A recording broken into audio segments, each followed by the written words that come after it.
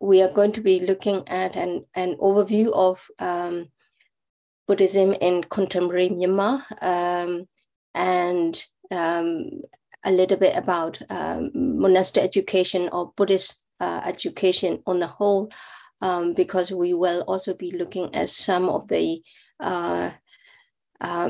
how lay people in Myanmar study some of the Buddhist texts. So that element is going to be in there.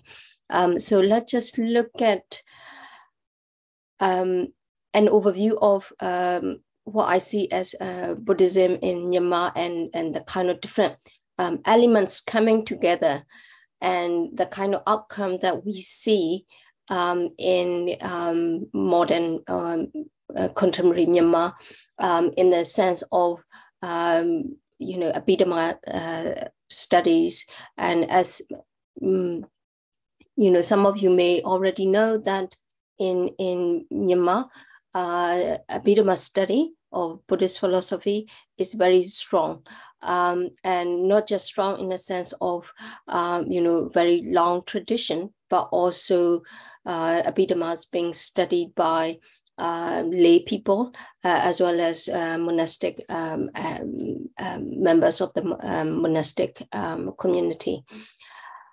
So if you can see from the slide that on the left-hand side, what we have is a set of Buddhist beliefs.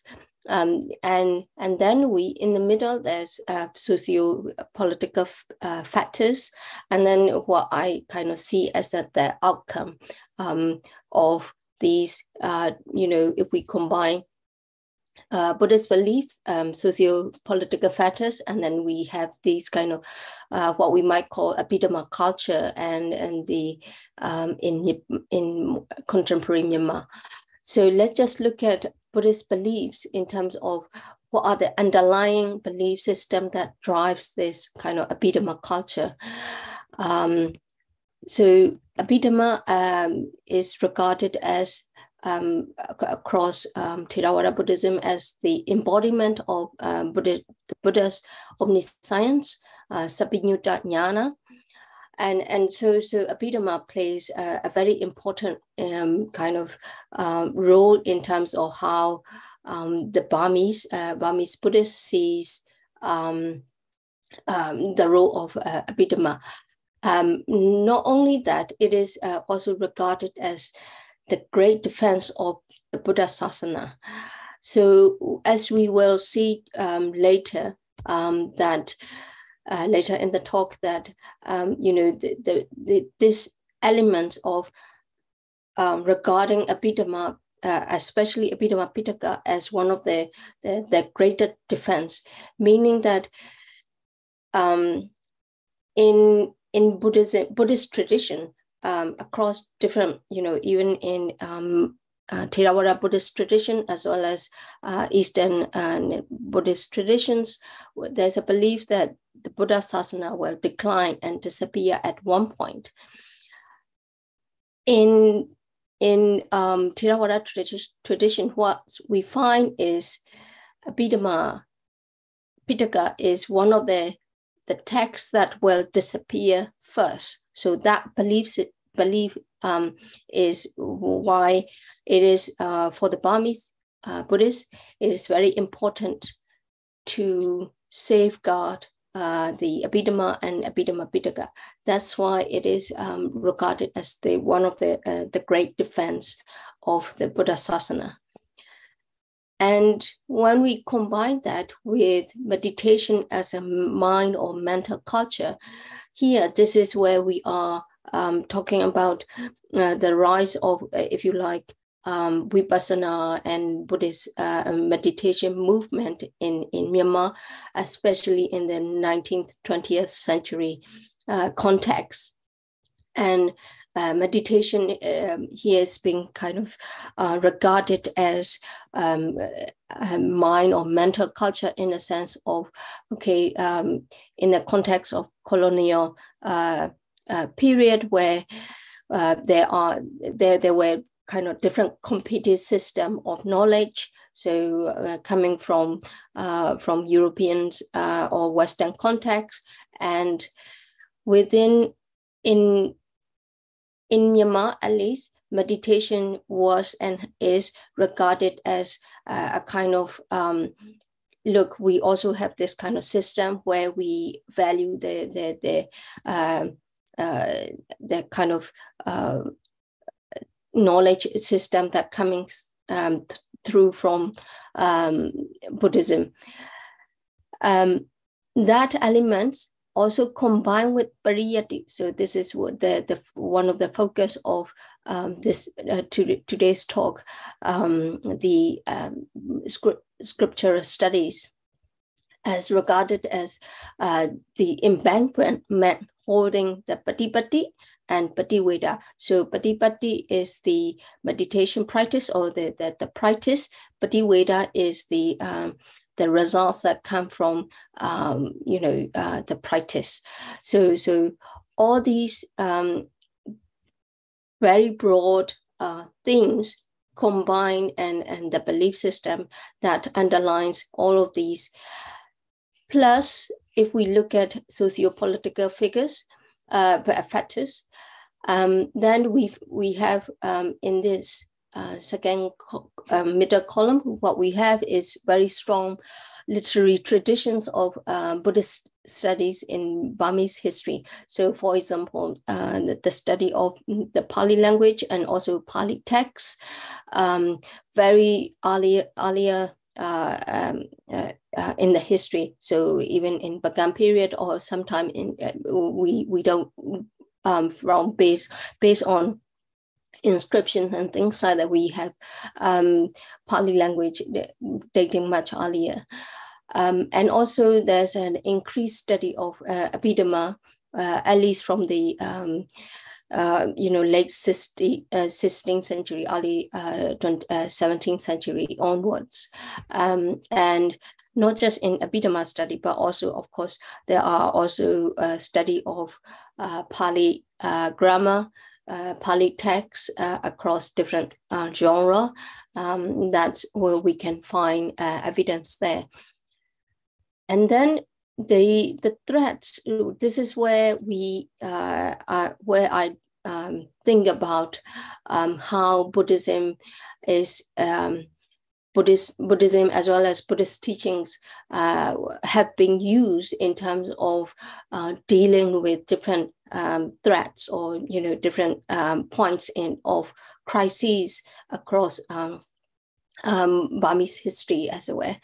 And so, for example, external threats. So the British in the early 19th century, and then there were kind of internal threats. So for example, controversial teachings given by various groups that also drives the study of Abhidhamma, meditation, or the pariyati activities, and also natural threats, so like nugget, cyclone, and any other natural threats, where Buddhist teachings such as the Parita text, recitation of Parita text being used, or supernatural threats, where how to deal with angry spirits or even dark magic, where again protected practices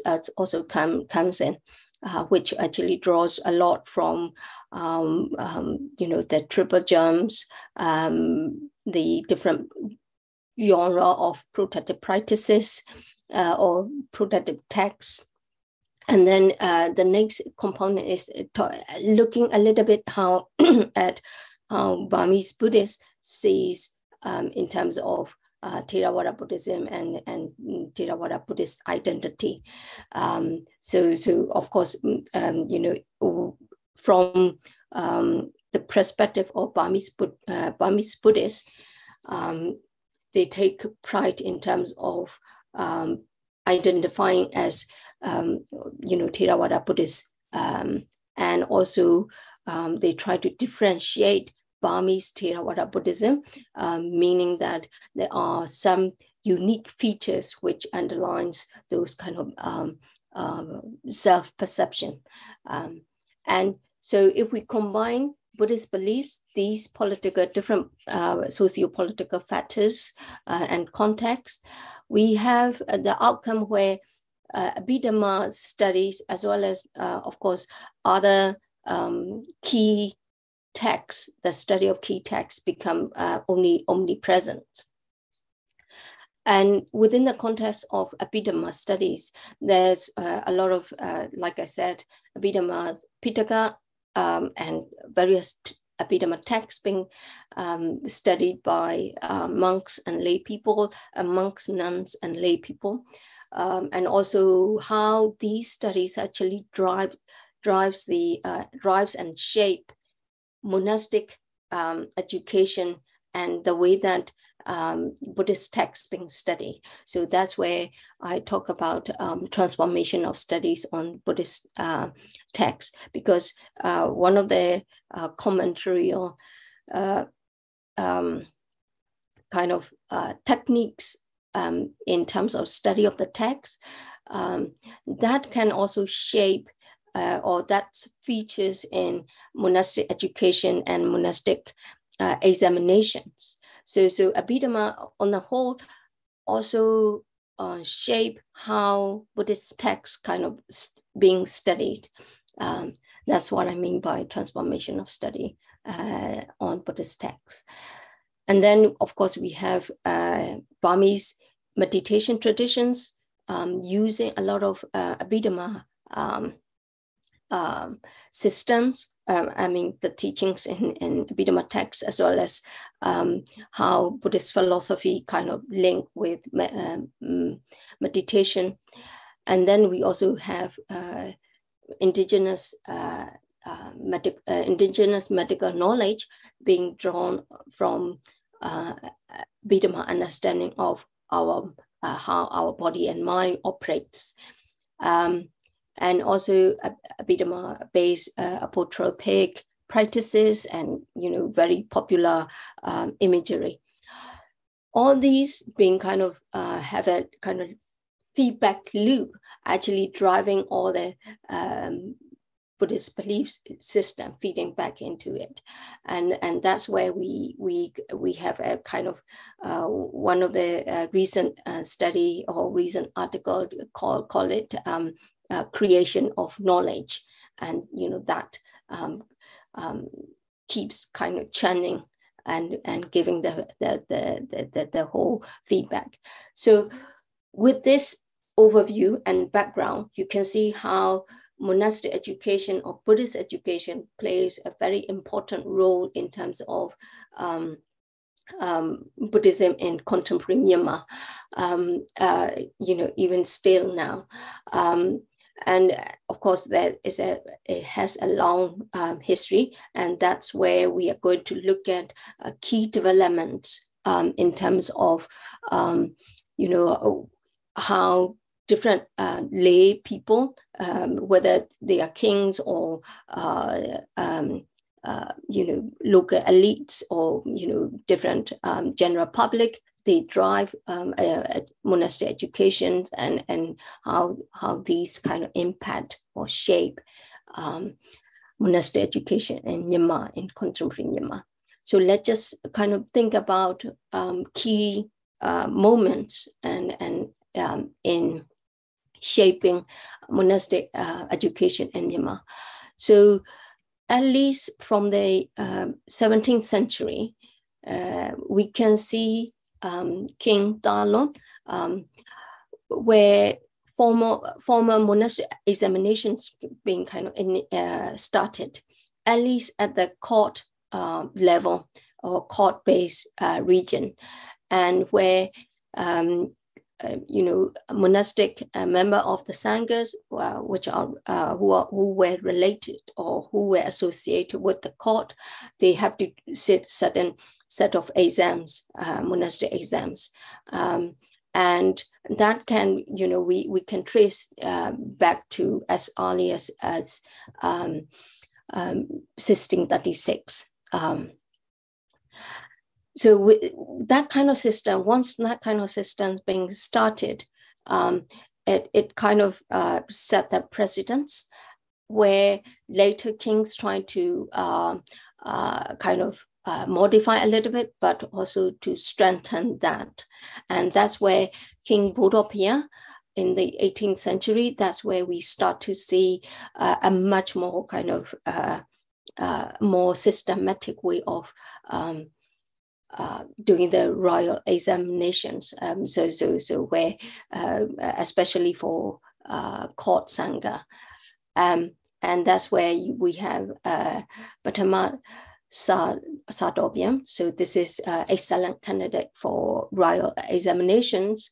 And then where we start to see the monastic syllabus, where a lot of certain texts being kind of included. Notice here that we start to see a little bit of kind of Abhidhamma text, but mostly kind of Vinaya examination as well. Vinaya is where, as you may know, is about monastic discipline, rules and regulations. And so these, the text or the Vinaya examinations become part of the monastic syllabus.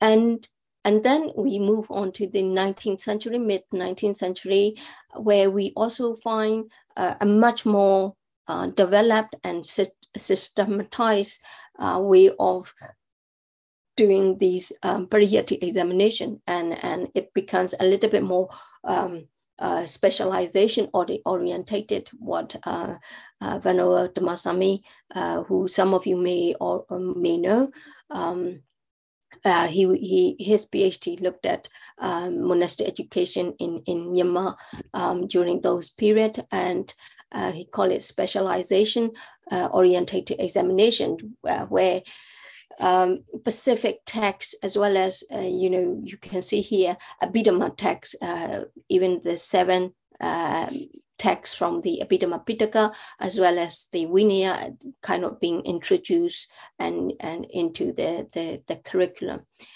and also kind of different levels kind of coming through in terms of monastic education. So that's the kind of how different Burmese kings try to implement exams, monastic exams. Of course, this is happening at the court level and court-based, royal court-based regions. And these exams, sometimes they were not uniformly imposed or held during these periods. We have to be careful in terms of how whether they were held annually or that kind of how regular it was.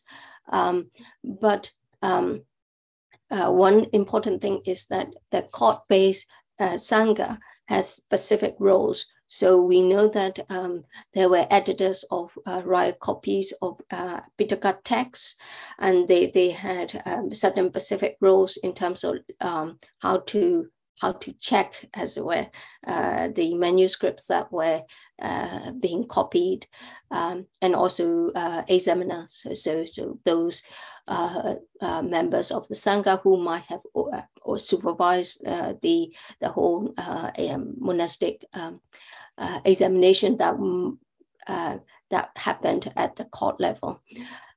Of course, that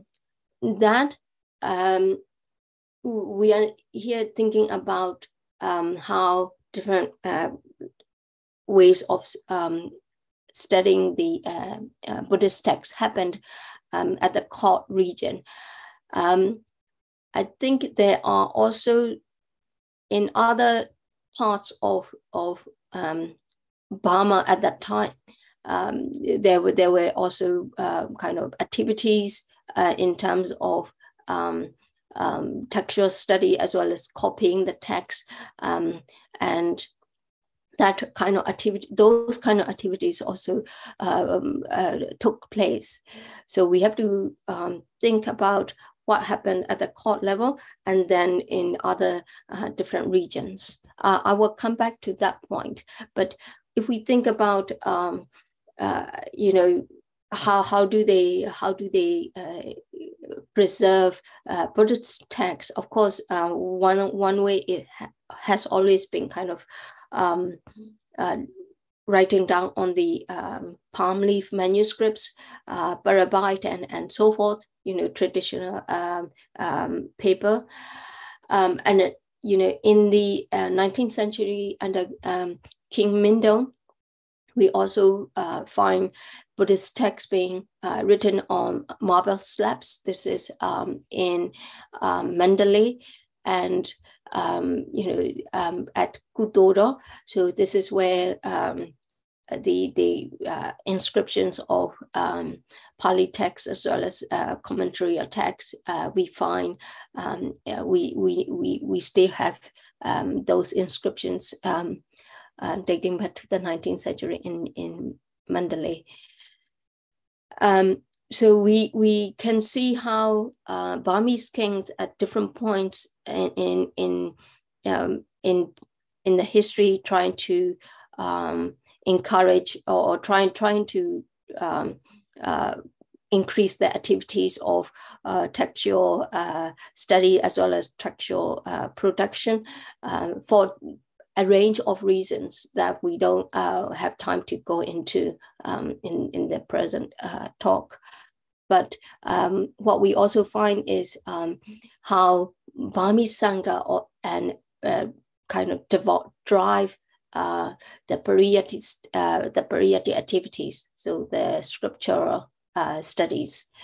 So we, like I said, in the at least from the 17th century, we have evidence where monks study both in the royal cities as well as in secondary cities and villages. So these kind of communities of sanghas, they have a very high degree of mobility in terms of moving around different cities as well as villages.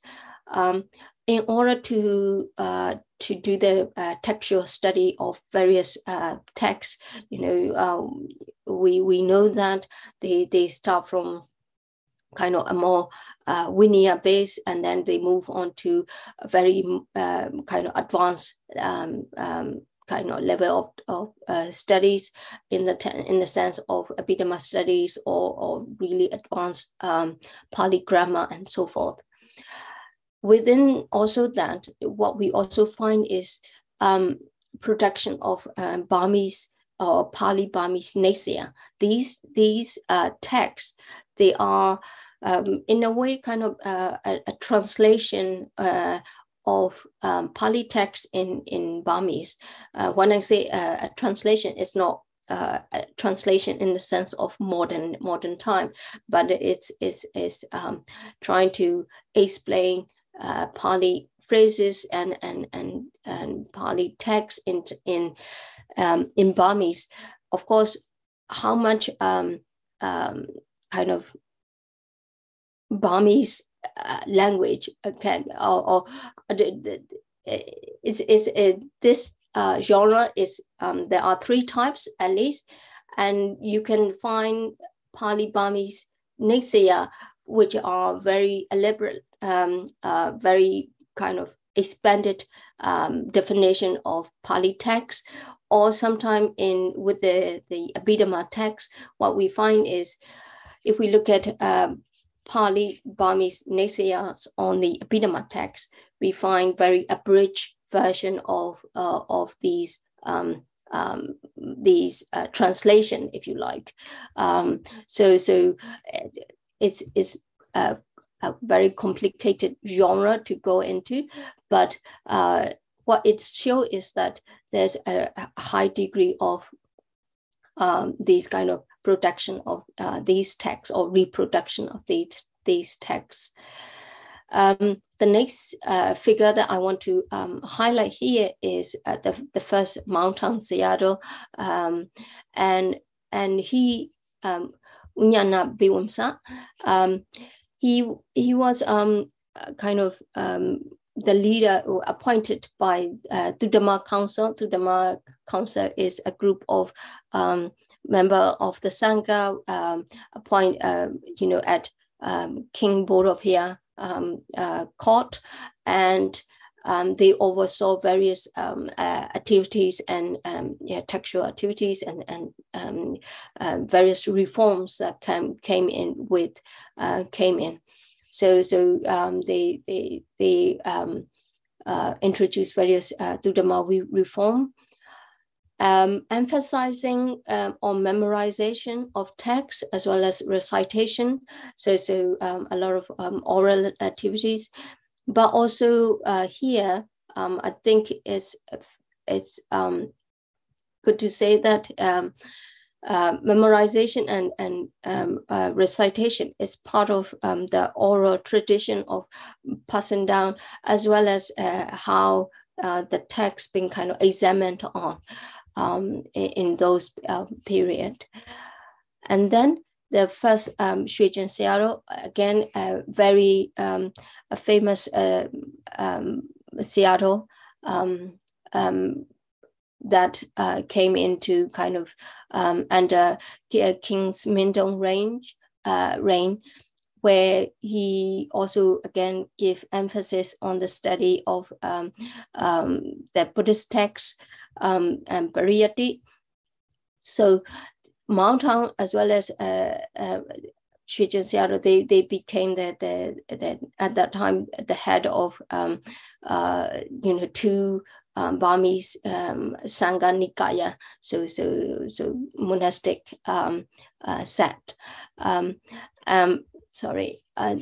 then the next Sayadaw who played a very important role in terms of textual study or the Pariyatti is where Yizatyo Sayadaw as well in the 19th century, where Yizatyo at that time Bakoku, that is another kind of secondary cities, if you like, away from the court, where Sayadaw Ugandasara, he left the Mandalay at that time, and then established his own teaching monastery.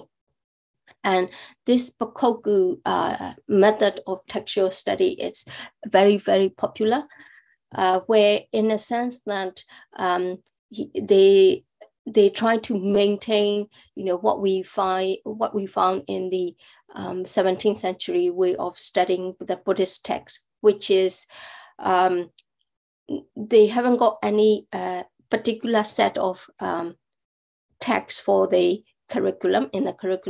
So the whole aim is to not to do the exams, as it were, but to study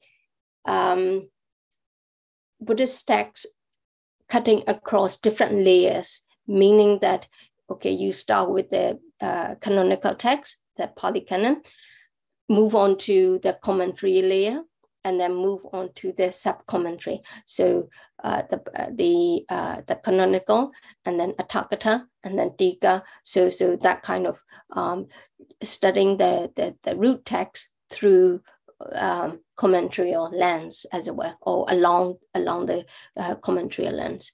And that's where Bakoku method of textual study became kind of quite popular in comparison to what we might find in other places, where they started to emphasize a little bit more on exams, monastic formal exams.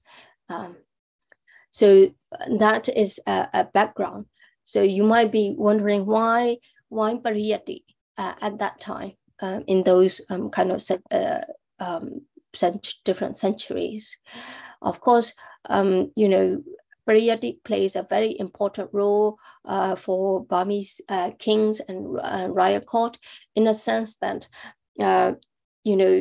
Burmese kings they model themselves in to some extent like Ashoka, so the great defender of the Sasana, and that's where they put quite a lot of effort in terms of preservation of the sasana, and all those activities also create merit, punya, and pariyatti plays quite a very important role in that. And for them, it's kind of copying and reproduction of the Pitaka. And so they put quite a lot of effort into that. And like I said, how the court-based Sangha and regionally based Sangha plays a very important role in terms of textual reproductions and producing these texts. Another element is, and that became very important, is within the kind of 19th century, 20th century context, is the fear of the decline of sasana. So the loss of, during the colonial period, where there was a very strong fear that the sasana would disappear, especially among the Sangha as well as the lay people, and they fear about the loss of learning. And that's where we find a lot of engagement coming from lay Buddhist groups and associations, where they are driving their textual study and sponsoring and establishing various monastic examination systems and examination boards, as it were, and they are doing the work of sasana. So it's really interesting how these movements by lay Buddhist association came into effect. And then, of course, pariyatti, like I said, is regarded as embankment. So it's really important to maintain that kind of imagery of a pond or a dam, where embankment is important in order to hold the water and keep the pond flourishing and things like that. So when I visited one of the very famous teaching monasteries in Sagaing region, very near Mandalay in Upper Burma, I saw this kind of modern painting where they are showing a pond and pariyatti as the embankment, and then paripatti and pariveda, the two other elements, as the water and the lotus, as it were, flourishing. So that imagery seems to be quite important for the Burmese Buddhists. So what happened during the colonial period? Well, so during under the British, they initially followed kind of neutrality towards religion, meaning that they stop all their support for the Sangha and policy of non-interference in religious affairs, and that kind of the lack of support during the colonial period seems to have heightened the fear of decline of sasana. And during that time, various negotiations between the Sangha and the authorities, and also within the Burmese Sangha as well, happened, and a lot of lay people, the roles of lay people in preserving sasana also became very, it increased. And also how do we define sasana and religions? What are the boundaries that a lay person can do. So basically, lay people during that time, they became very much engaged in different projects in order to preserve the Buddha Sasana. And then out of all of those activities, engagement from the lay associations and lay people, there were two key Buddhist associations that were established at that time, especially in the 1890s. And the first one is the Chedi Yangana Pariyati Dhamma Nukaha Association in Yangon, and then Pariyati Sasana Hita Association in Mandalay. And these associations, they started what we call a national examination, Amyoda Samebwe. So, or another name that is well known is a Biwamsa examination. These are very highly advanced examinations for the Sangha, for the monks mainly, and you can see a Biwamsa, the high examination or higher level of examination, and it is one of the highest, I would say, in examination that say a monk can undertake. So these two Buddhist associations, they started the whole system.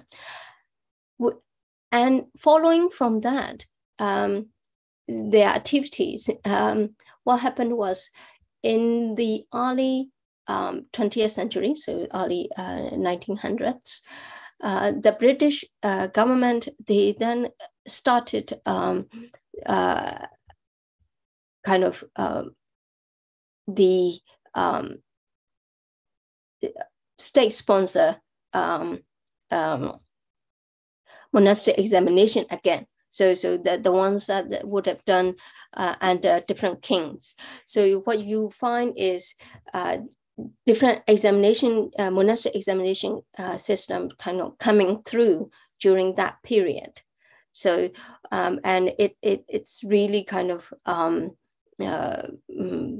it kind of set the precedence in terms of driving through the different exams coming through. So after the independence movement, again, more monastic examination actually coming through. One of them, very famous, is Tipitaka Dara selection examination. That was, started in 1948, just after the independence, and the very first Tipitaka Dara Sayadaw was Venerable Vichittasara Biwamsa. You can see here, I would like to highlight here, Biwamsa, the name, the monastic name is Venerable Vichittasara. Biwamsa as a suffix, suffix, indicate that he passed a Biwamsa examination as well. So you can see here how he mastered kind of all of the examinations, and within the Tipitaka Dara selection exam, the candidates, they have to do oral exam and written exam. Oral exam, they focus on the, although it's called Tipitaka Dara, the syllabus only include 20 volumes of the Pali Canon, and the written exam actually focuses on the canonical and the commentary. So it's a very highly, they also have to kind of know the text, not just by heart, but also being able to reproduce on paper in writing. Very rigorous training in a way. And then there's another set of exams, Saminera or Thammanijjo examinations. This is again established in after the independence, and in 1950s, again sponsored by lay association. In particular, it was started at the request of the Pariyati Sasanahita Association in Mandalay. And if we now look at different monastic examination in Myanmar, this is some Thammanijjo or Saminera examination is one of the most popular one currently, along with the state Dhammacharya examination. And there is within that system, there is an age limit for novices and also for nuns as well. And they study canonical texts with the commentaries together. So along the, and this is as I mentioned before, this is Pakoku method of study. So they follow that. And so for those who are training to enter these exams, there are Pali grammar as well as the knowledge of the canonical text. It's really good because they have to do that training. And so it's they are well known for its direct engagement with the text. In say Dhammacharya examination that sponsored or done under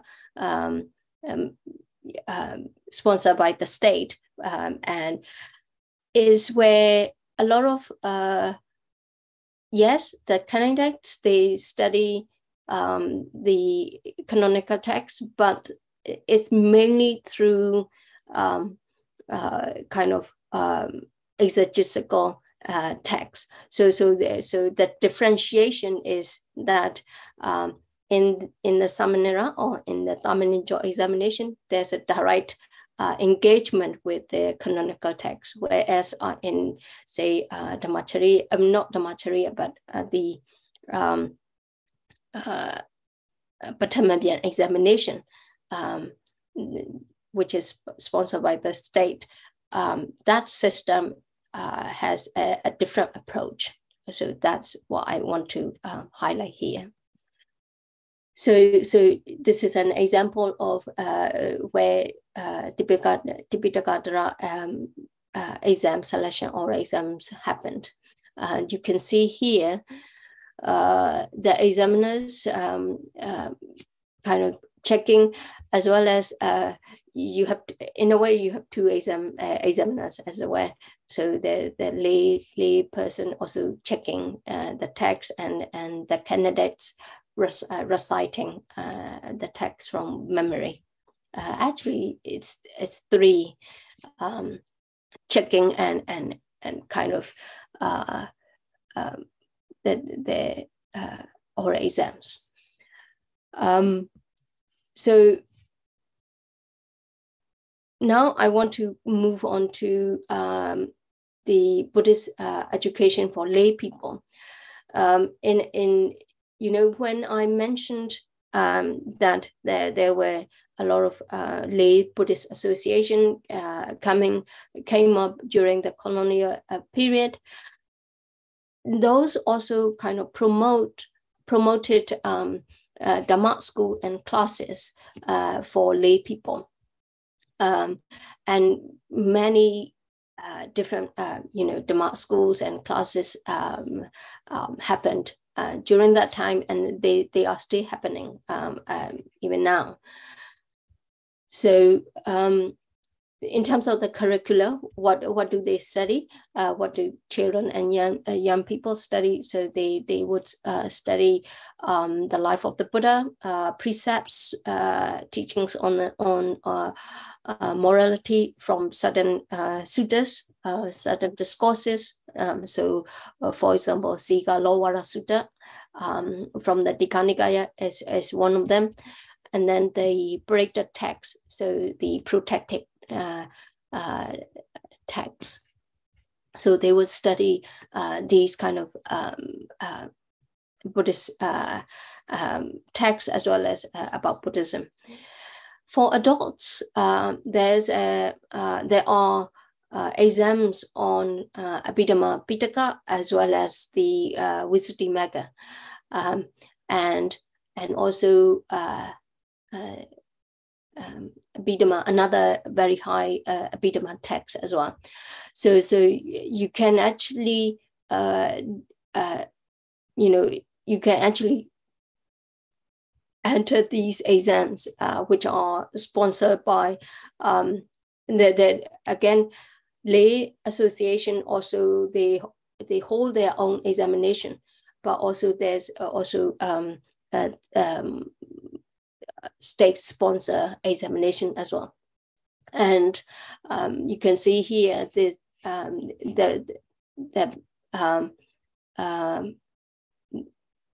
the image shows how these lay people can be awarded once they pass and excel at certain examinations. So let's just then,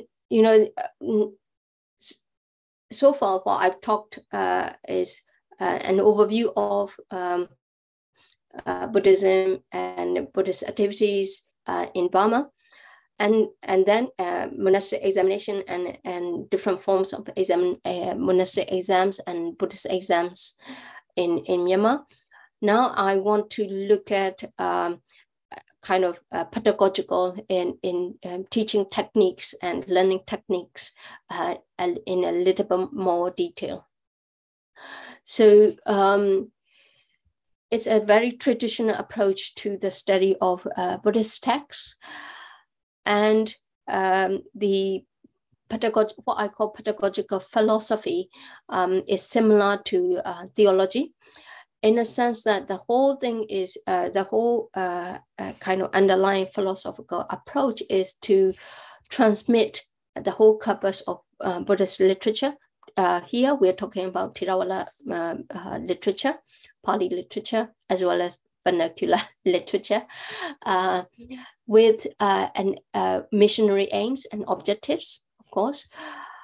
And in terms of the interpretation, is kind of prescriptive or normative interpretation, in the sense that the aim is to show what kind of things should be done, or how certain doctrines should be interpreted and understood. And a lot of Burmese teachers, they draw on the commentary text quite a lot. When I mention commentary text, it's the kind of the standard Buddha Kosa interpretation of Buddhist texts. And then there's a living tradition of ancient pedagogical approaches. Ancient in the sense of, yes, we can still see that they rely on a lot of oral recitation and oral transmission and learning by rote. So the candidates and the novices, bhikkhus, they have to do a lot of learning by rote, and kind of orality actually comes in quite a fair bit. And the study of exegetical text and commentary methods is very much stay alive, and it's a very complicated system. And there are different, there are still different kind of what we call seya mu. So different interpretations. When I say different interpretation, it doesn't really mean that, okay, the interpretation is so wide. It's not like that. It's what it means is a slight slight variation. The Burmese Sangha would pick it up, and they would say, okay, you need to follow a certain way of interpretation. According to this and this Seattle, they follow this, and this is how they define it. And then for another interpretation, they define it in this way. So it means that what it means is in Myanmar we have a saying, or that they follow iti me yue. So iti me yue is where a precise way of interpreting the text actually comes in, and also the teacher's interpretation is very important, and that's where they focus quite a lot on that. And what we find is these some of these are 19th century texts being reprinted or being printed and still used in monastic education system. Currently, I'm working on a short article on that. Different interpretation. So how does this kind of teaching and techniques reflect the philosophy? Like I said, the philosophy is, on the whole, is to preserve the Tipitaka text as well as the commentary texts in order to safeguard the sasana. But the pedagogical techniques that use is learning by rote, orality, as well as written exams, and commentary methods also comes in. But also there's a practical benefits of such techniques. And this is a very well-known scholar monk. When I interview him, this is what he said. In the old days, texts existed only in manuscripts. Therefore, when we have conversations with other monks or give a speech in front of an audience, we have to give proof. For example, we can find such and such in the Pali, here meaning the canonical text, and in Atakta, so in the commentary. This is how we give proof. Not only that, we can find in the canon the phrase "agata gamo," handed scripture down by memory or through word of mouth. This means that we know the text by heart very well, and we can use the memorized text when we are challenged to prove our statements. So this is also a very practical way of how these textual studies and memorization can be used in a certain situations that a monk may encounter. Whenever Upandita Biwamsa, again here, he's got Biwamsa as the suffix. He passed the Biwamsa examination, and he knows a lot about the commentary and sub-commentary text as well. So from memory, it's amazing how when I asked him about the Patana, which is the main text that I study for PhD, as well as I'm doing a translation of that into English. And whenever there's a reference, he would come up with canonical references or even the commentary references. It's amazing how such monks can actually remember and retain all of those information in their memory. Another one is, so how are they assessed? So when we talk about exams, what do they do? Of course, standardization and centralization became the main kind of way of approaching monastic education in contemporary Myanmar. When we look at the exam questions and also the answer that they have to give, it's much more standardized, very descriptive. In a way, it's kind of very deductive reasoning. So from a general set of rules or knowledge, they have to find specific things. Even for analytical subjects like Abhidhamma, only certain types of reasoning is asked or encouraged to answer. In a way, it's if we think about this system that we have in Myanmar and say Tibetan study of Buddhist philosophy, in Tibetan framework, it's more very flexible. Buddhist philosophy is being kind of discussed and debated quite openly in a way. They might use specific examples and things like that. So they might make certain statements. But here in the Burmese system, is much more contained, if you like.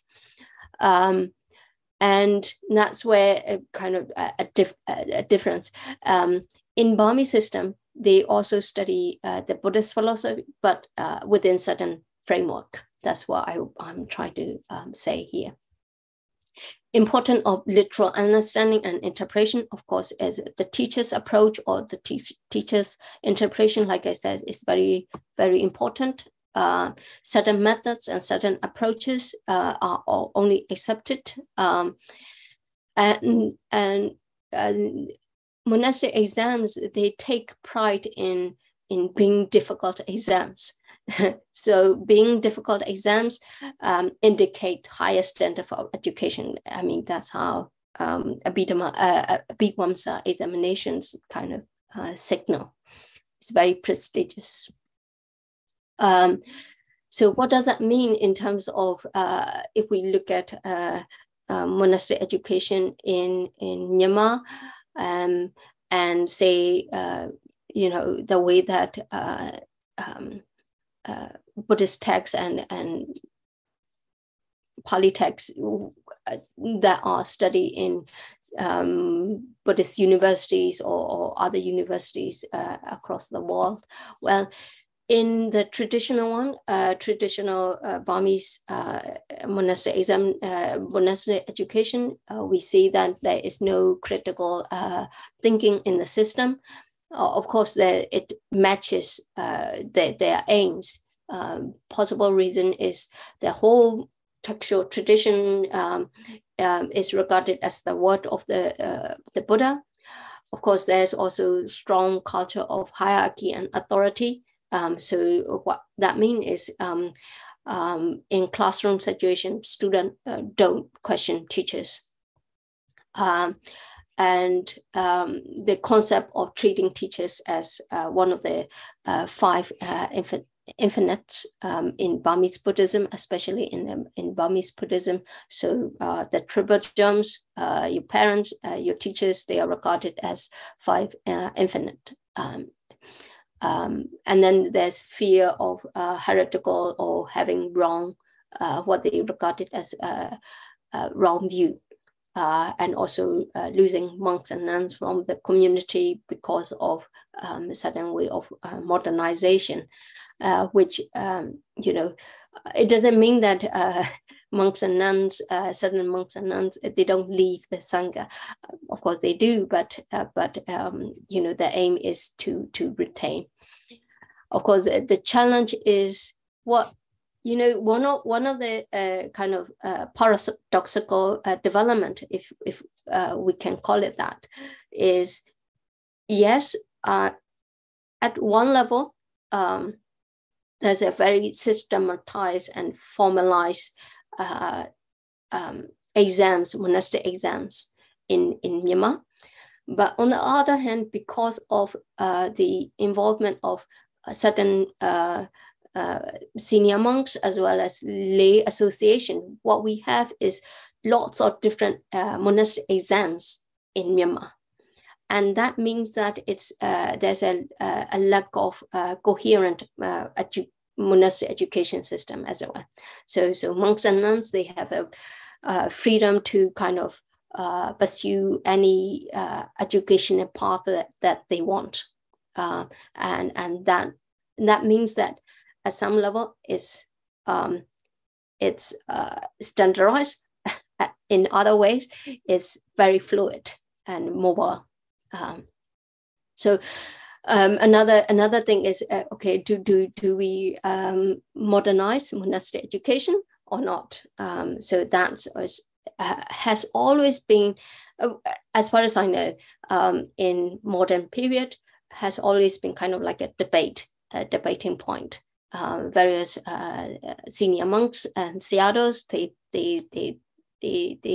think about this issue quite a lot as well.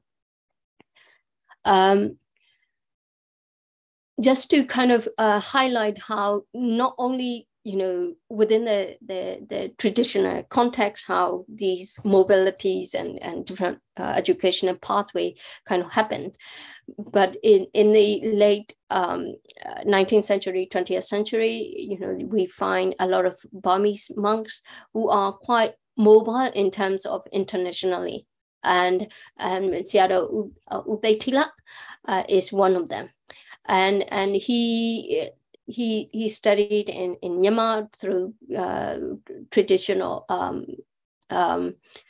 education system, and then he went to India, and then he went to England. He taught Abhidhamma, and he translated the Vibhanga text, and he also taught in University of Rangoon, and he gave lectures in America. So Sayadaw Udaitila is an example of these kind of his generation, where some of the monks they became internationally mobile in terms of moving around different areas and teachings, and then sometimes, most of the time, they go back to Myanmar, and then they do more kind of textual study, producing, and set up their own monastery and so forth. So here we find quite a fair bit of a continuation of these Burmese sanghas and how they move around and become mobile. So some kind of very brief conclusion in the sense that what I see on the whole is, when we look at monastic education, it's kind of conservatism. So it's very important for the Burmese Sangha to preserve the text through the lens of commentary period, but also it's very dynamic. And this is where a lot of mobility and mobile networks of Sangha, how they shape their own educational as well as career path is really amazing. It's very dynamic. And motivation to study Buddhist literature for Burmese monastic and lay people. Of course, there's, like I said, socio-political context also contributing to that.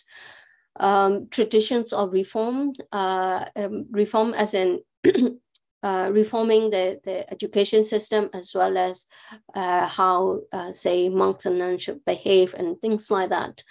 So there's a very strong tradition. Another thing that we also need to keep in mind is there's a history of competition over different over which groups have authorities. I think, these are monastic lineages and communities and networks.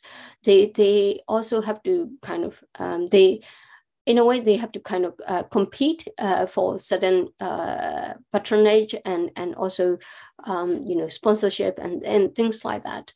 And these kind of things also plays out in how which groups become much more popular or more have the authority and so forth. Tradition and belief. Kind of in terms of preserving the Dhamma for the individual and social well-being. So that's also very important. Absence of critical thinking in the study of scriptures. We can at various points and we can discuss and debate the importance of critical thinking in education. But for the Burmese Sangha as well as lay people, critical thinking as a concept, the way that they think about things is, they don't think about critical thinking in a sense of modern sense, how we might define in modern educational systems and so forth. But it fits for the purpose of maintaining and strengthening the tradition. So they are way of the traditional education system in traditional monastic education system in Myanmar actually fits the purpose of maintaining and strengthening the tradition. But at the same time, it also allows for, if you like, critical thinking on the basis of very strong authority during, periods of issues of uncertainty. This is where we can see a lot of where Burmese senior monks and Seattle, they draw on their own knowledge in order to respond to certain threats, what they see as threats. So it's a very tricky situation, but I think on the whole, the system works quite well for the purposes that the whole system is designed to do so far. We can see it's a lot of dynamic responses. So all the processes and the forces that drive through monastic education system in Myanmar, they are very dynamic, they are very fluid, and they are also evolving. So we just have to wait and see how it will continue in the 21st century. Thank you very much. This is what I wanted to say for this talk. Thank you. Lastly, there's a selected readings, or for those who are interested in exploring this topic further, some really interesting and research on this. Thank you. Thank you very much. Sadhu, Dr. Kyaw, for your time. Lectures like these today that kind of reminded us that the whole Buddhist world is should be and is so grateful to Burma and Myanmar for preserving the teachings and preserving the traditions and keeping the sasana alive and flourishing in their in their hearts and in their ways of living life. Not only that, they had the 5th and 6th council, Buddhist councils done in Myanmar. They have such a rich tradition that the whole Buddhist world looks up to Myanmar to study their Buddhism and the traditional practices and everything else. So we are so grateful. I just wanted all the participants to remind that today Dr. Pyi took a time to join us from London, and when the lecture started, it was 2:30 a.m. in the morning for her, and still she is there with us. Dr. Q, will you allow me to open up the session for question and answer? Yes, yes. I can see in the chat there's one question already. Is right. Yes. So shall I go there and yes, please. Yeah. Please do. So why the emphasis on Abhidhamma instead of Sutta Vinaya going back to a few hundred years ago? That's a very, very interesting question and a very difficult question to answer. To be honest, we really don't know. But like I said, the Abhidhamma, if we look at the commentary on text on it, what we find is this kind of beliefs that Abhidhamma is encapsulating the Buddha's wisdom, omniscience, and that is regarded as one of the highest. And that seems to have played a role in terms of promoting Abhidhamma studies. And what we find is evidence in terms of a lot of, I mentioned Pali, Burmese Nesaya, so this kind of translation or translation text. We find a lot of Pali Burmese Nesaya on Abhidhamma, Abhidhamma text. The Patana, the first,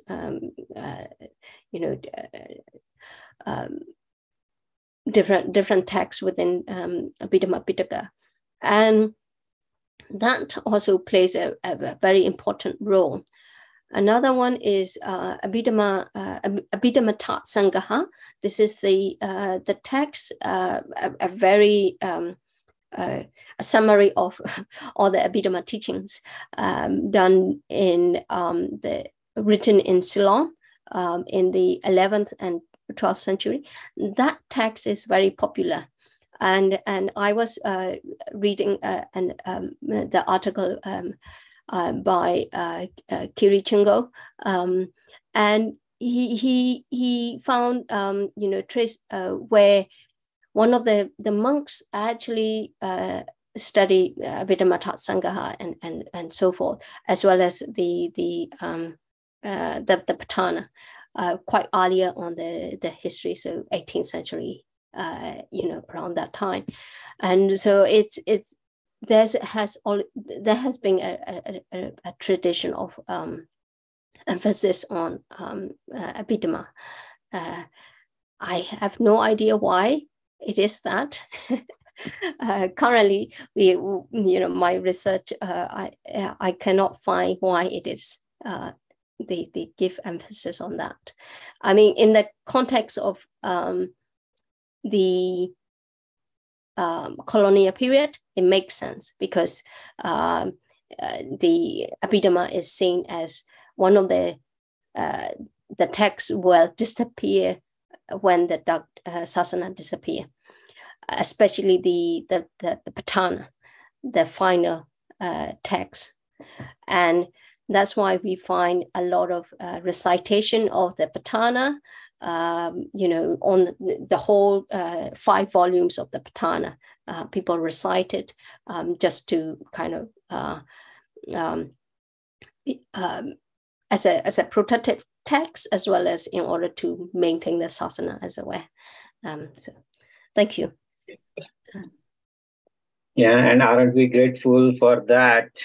Because of that, I think the Abhidhamma and the strong traditions that Burmese people carry in preserving the text is so important for the future generations and for the Sasana to continue.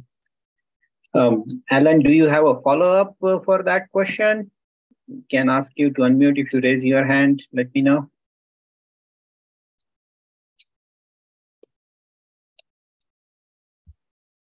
Okay. Anybody else has any questions, please go ahead and ask it. Even if you ask it in Hindi, I will try to do my best to translate it in English for both ways. I'll ask it to translate in question and as well as when the answer is coming our way. So please feel free to get your curiosity answered. This has been a very insightful lecture for learning the traditions in Myanmar and understanding the importance that the Burmese tradition puts on preserving the Dhamma and the Sasana. And I just wish from bottom of my heart that the Buddhists in India pick up that same traditions where they need to be also involved in working with the side being that we need to preserve the Sasana and continue it. So thank you very much for that one. Please go ahead if there are any more questions, raise your hand.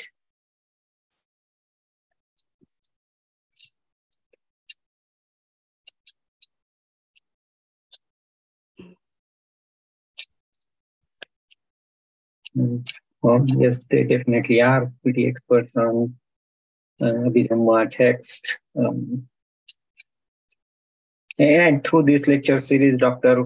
Kyaw, just to let you know, we have had a lot of Burmese monks and nuns come and took the sessions. And we constantly get a lot of high-profile Burmese monks on the session.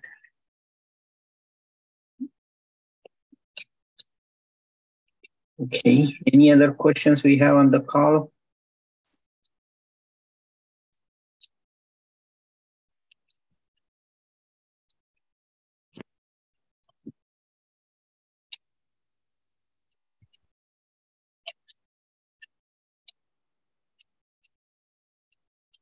Okay, I had one side question and not kind of talk too much on your topic, but to see that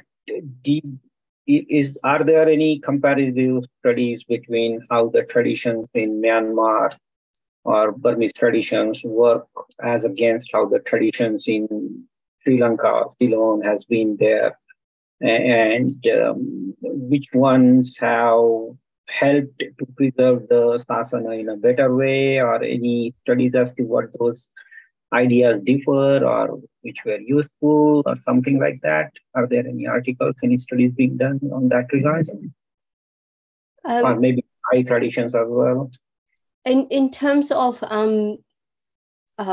comparing monastic education in Myanmar and in other countries, Thailand, like Thailand or Ceylon. Thailand.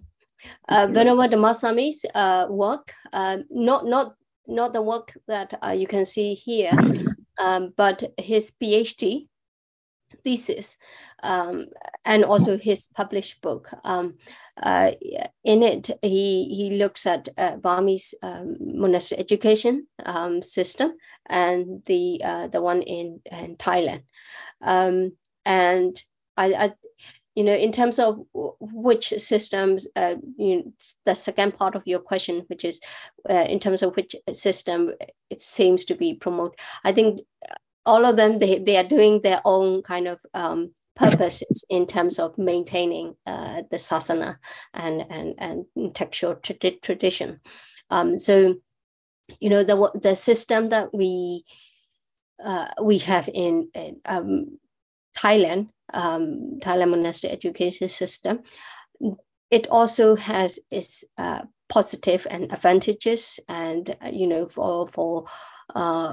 for the monks who pass through the whole system, Pali 9 system, the highest, it's very well learned, and they study the text very well and also very in depth as well.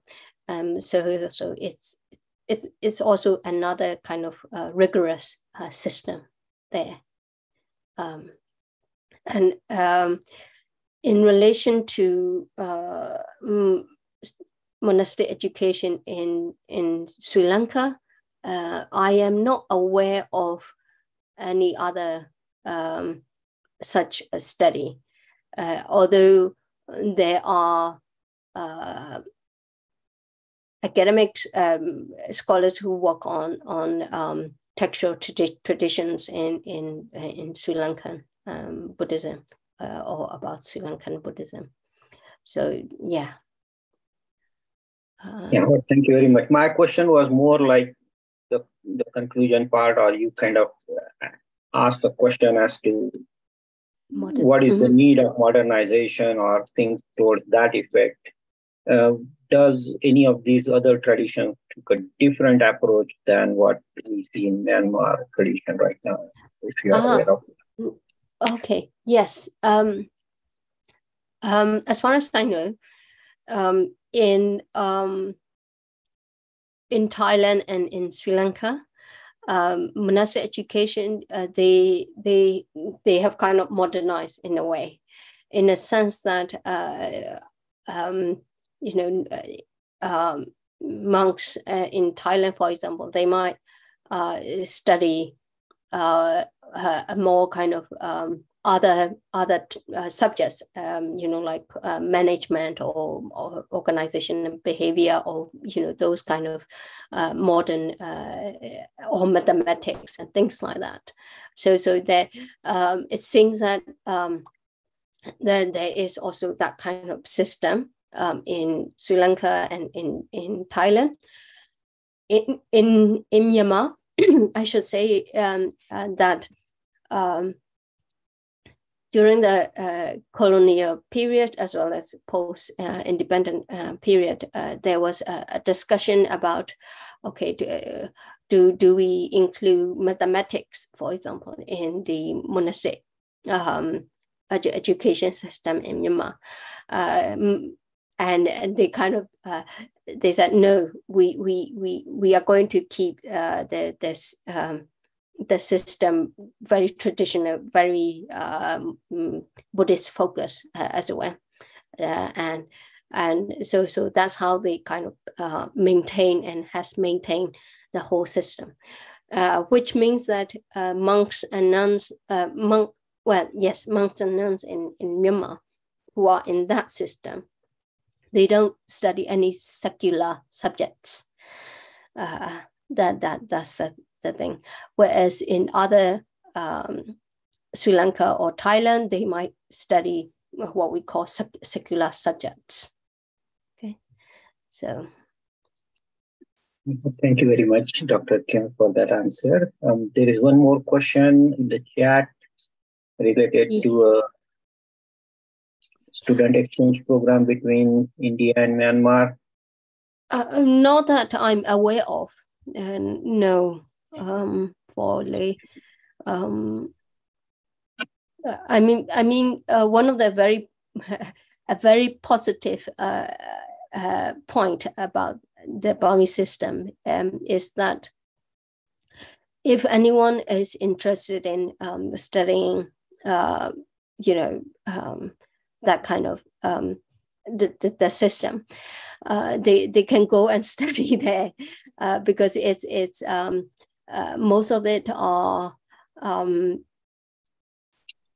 sponsored by these examinations, especially kind of Dhamma and things like that. They are sponsored by lay people, and they would they allow within their own regulations system, they will allow people to take exams, and also a lot of learning happens at monasteries or nunneries, and they don't charge for learning the text, as it were. So you don't have to pay fees in many many institutions in Myanmar, and so that is also another different point, which is that yes, in Myanmar currently the various senior monks and sayadaws are establishing their own Buddhist universities, but most of the time monks and nuns in Myanmar, they still go through traditional learning at teaching monasteries or teaching nunneries, and then they move on to universities, Buddhist universities. And Buddhist university, again, they are very much modeling on traditional teaching institutions. So teaching monasteries and nunneries, which means that the courses, they are free. There's no university fees or anything like that. Yeah. Thank you again, Doctor. Ajay, if you have any questions, I just wanted to let you know that the organization that I'm part of here, Ambedkar Association of North America, if you go to their website, they do offer some sort of financial assistance if you are kind of interested in trying to find out if you wanted to get some of your expenses covered there. If you are planning on going to Myanmar for any studies, then you can approach to such organizations such as Ambedkar Association of North America to get some of that assistance if you need. Do you have a follow-up by any chance, Ajay? Should I please raise your hand and I can allow you to unmute?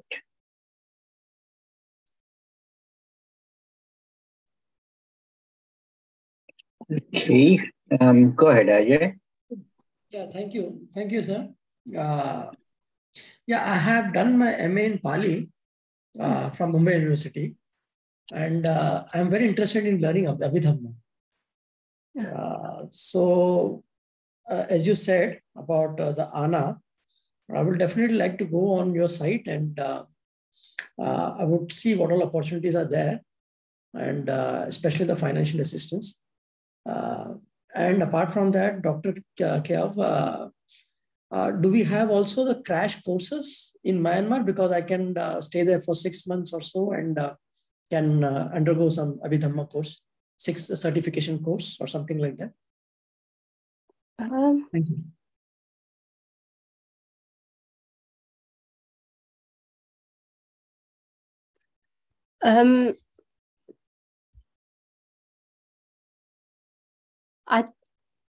I think, well, yes,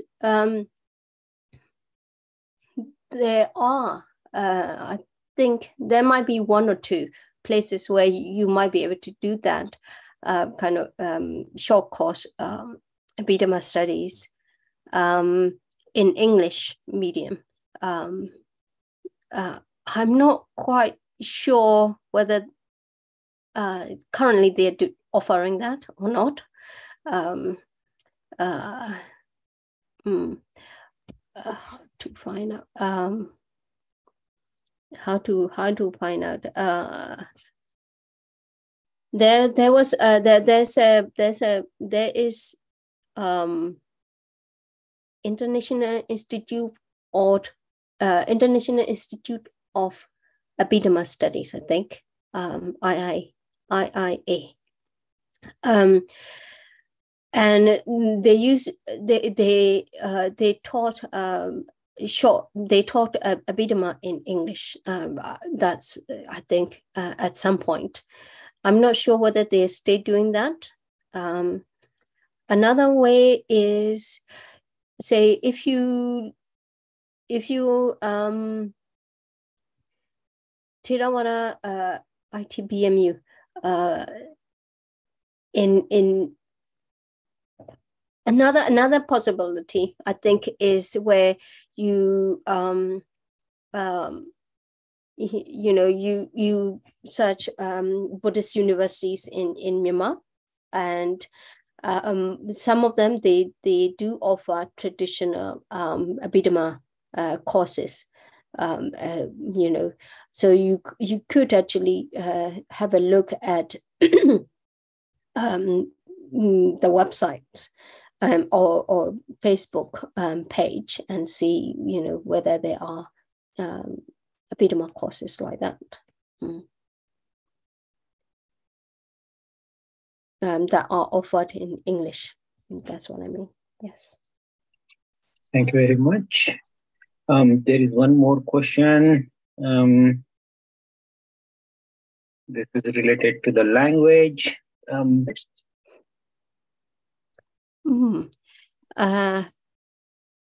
I have no idea. I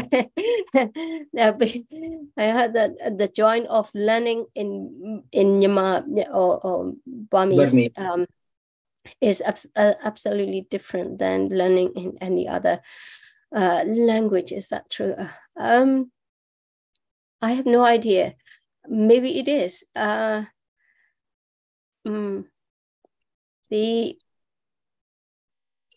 In terms of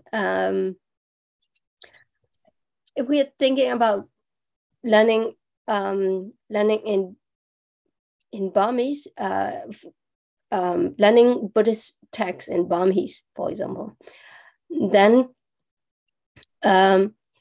we in Burma we have a lot of or in the Burmese language we have a lot of loan words from Pali. So it's almost like a hybrid Pali Burmese kind of language. Yes, language. And so you what you find is a lot of Pali words being Burmanized or interpreted in Burmese kind of way.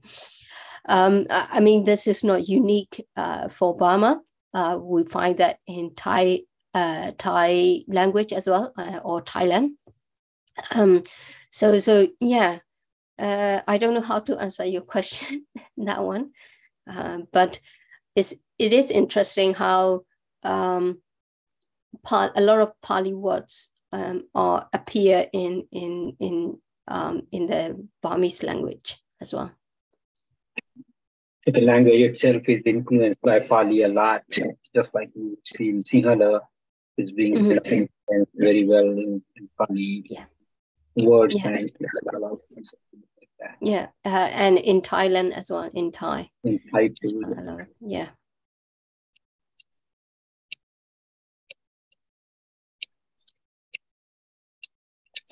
Any right. I think your question is about the literary beauty added by the Burmese authors to Theravada literatures. Yes. In terms of, I mean, Burmese authors, like, the genre that I mentioned, Pali, Burmese Nisaya, that genre, that one is interesting. I mentioned three types. There are three types. The first one, which is where the Pali texts and phrases being explained in a very, very beautiful, expanded way of translation. It's almost like going beyond the semantic meaning, and then they add Burmese ways of elaborations and explanation. And if you like, we might call that a literary beauty added by Burmese authors. So we do have that. And then the next of this Nisaya is the next type is where we find kind of like literal translation. So word by word, very limited elaborations. And then the final type is for the Abhidhamma, where actually we lose semantic meaning in that type. So if we look at Abhidhamma, Pali Burmese Nisaya on Abhidhamma text, most of the time we don't actually find the semantic meaning. We find the explanation in terms of Abhidhamma framework. So it's good to know about those different types. Okay. I do not see any more questions. Let me go check if there are any questions on the YouTube live. I did not see any questions there either. If there are no more questions on the call here from the participants, then we would like to take the session toward concluding today. I wanted to definitely thank from the bottom of my heart and much gratitude to you, Doctor, for taking the time and taking up this very important topic, very insightful presentation that you shared, and it definitely give us a very idea about how Burmese traditions have worked and saved towards expanding the sasana and keeping it alive. So we are truly grateful for that, and much more grateful that you even take a time to do that. So at 2:30 a.m. your time. So truly grateful to you, Doctor. Much merits to you doing that. And we hope to see you again sometime on these sessions with another topic, maybe. And it was truly a pleasure to have you over on this Dhamma series. So with that, we would like to conclude for today's session. In the month of May, I just wanted to announce here that we would have Bhante from Myanmar taking a 4-week session. So that would be something that we wanted to remind people that Bhante Chandamukha, who is a HOD of Siddhanta Studies at International Theravada Buddhist Missionary University, Yangon.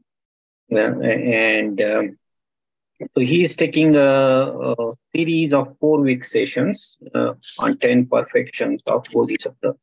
That is the paramis of Bodhisattva. And this would start in the month of May. So whole month of May would be the lecture series by Venerable Bhante Chandamukha. So I just wanted people to kind of be aware of that, and looking forward to seeing all the people there. Okay. We'll take your suggestion there, Mr. Shinde, that you put on chat. But we are working on getting a lot of different people from different topics to come and enlighten us on this Dhamma series. I definitely wanted to thank Dr. Kyaw again. So grateful to you. Much merit to you, Doctor, for taking the time and giving us the very insightful lecture today. So with that, we will see you again next week. All the participants, I wanted to thank everybody. And with that, we will conclude today's session. Namo Buddhaya. Thank you. Thank you very much. Bye. Bye for now.